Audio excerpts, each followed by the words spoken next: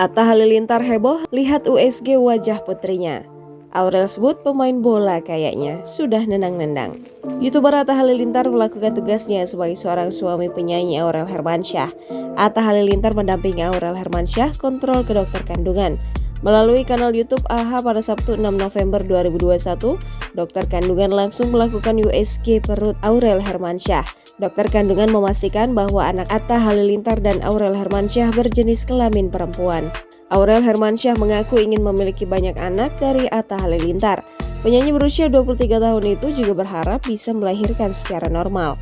Setelah itu, Aurel Hermansyah diperlihatkan kaki anak perempuannya.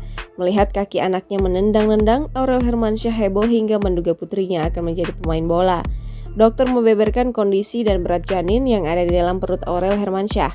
Atta Halilintar sumringah mendengar perkataan dari dokter kandungan tersebut. Selanjutnya, Atta Halilintar dan Aurel Hermansyah diberi kesempatan melihat wajah anaknya. Jangan lupa subscribe, share, komen, dan like ya.